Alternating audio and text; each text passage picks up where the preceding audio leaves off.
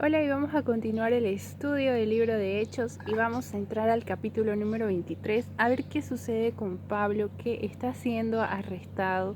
Y bueno, veremos que este centurión llama al consejo, busca a los sacerdotes y a los que lo estaban acusando a Pablo para saber con certeza por qué lo acusaban, ya que recordemos que él no había entendido nada de lo que había sucedido porque Pablo había hablado en otro idioma que él no conocía.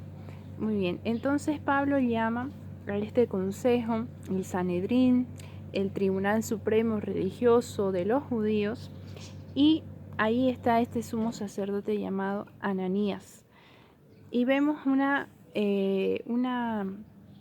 forma de actuar de este sacerdote que le da un golpe a Pablo, le golpea en la boca, dice la palabra.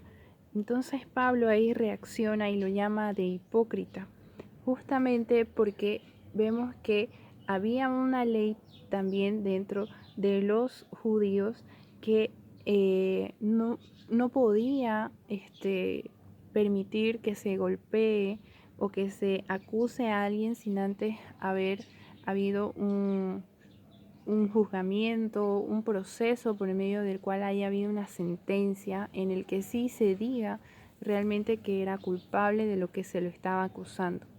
Entonces este incidente nos muestra que en aquel tiempo la justicia dependía de quién aplicaba la ley, justamente algo que nosotros también vemos ocurrir en nuestro tiempo, lamentablemente. Entonces, el sistema puede ser muy bueno, la ley puede ser muy buena, muy correcta, el proyecto, el programa, las normas, en fin, pero todo depende en cierta parte de quién lo aplica, quiénes son las personas encargadas de hacer que se cumpla esa justicia, de que la justicia realmente sea justa. Y por supuesto también depende de nosotros, de los que obedecemos esa norma, de quienes obedecen. Entonces es importante que el corazón de la persona que está a cargo de hacer cumplir y por supuesto también de cumplir las normas sea un corazón justo. Ese es el cambio que se necesita.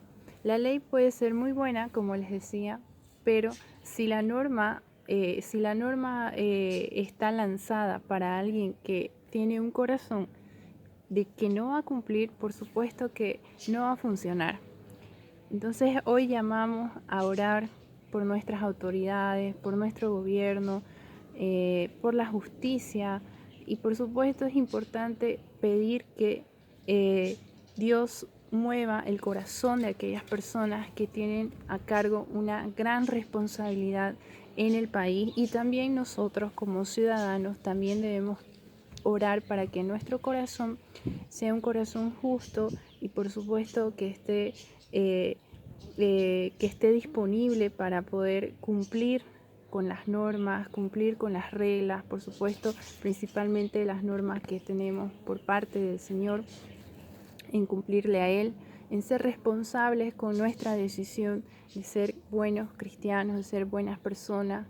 Y más allá de eso también está relacionado con nuestra responsabilidad que tenemos como hijos, como hermanos, como trabajadores, en fin, toda, toda carga todo cargo que podamos llegar a tener tiene una responsabilidad. Y lo importante es el corazón de la persona que va a asumir ese puesto, ¿no?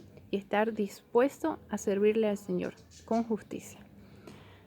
Bueno, aquí vemos que en este capítulo vemos la reacción de Pablo ante esto, y también vemos que por más que Pablo intentó defenderse, vamos a ver que el Señor utilizó todos esos medios, todas esas formas, esa persecución, ese arresto, lo utilizó a Pablo para llevarlo a otra región. Incluso vemos que estaba todo esto conforme a la voluntad del Señor, todo ese sufrimiento, porque en el versículo 11 vemos que el Señor se le aparece a Pablo y le dice: ánimo, así como has dado testimonio de mí en Jerusalén, es necesario que lo des también en Roma. Entonces todo este sufrimiento que estaba pasando Pablo, él ya lo sabía, ya había sido advertido, y vemos una confirmación de que estaba bajo la voluntad de Dios. Y justamente Dios va a usar también todo sufrimiento y todos los medios para nuestras vidas, para que nosotros lleguemos a un nivel más alto y seamos utilizados por Él. No importa el lugar, si estamos bajo la cobertura del Espíritu Santo y de Dios, por supuesto que todo nos va a salir bien. A partir del versículo 12, recibimos también bastante información de la vida de Pablo. Vamos a ver que él ya está encarcelado, pero que hay una conspiración afuera por parte de los judíos para matarlo, para perseguirlo y hasta matarlo.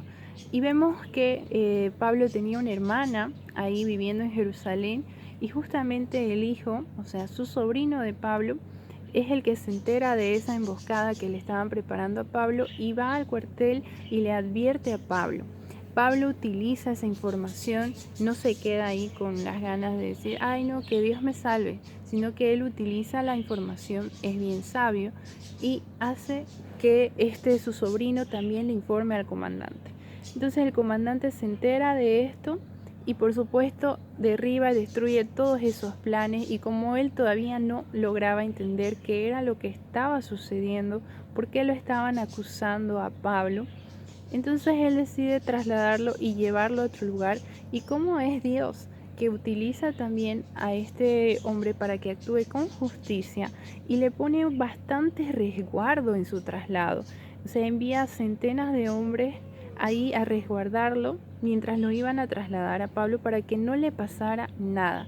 O sea, estaban planeando una emboscada para matar a Pablo, pero Dios también utilizó las piezas y las movidas ahí para protegerlo con muchos más soldados.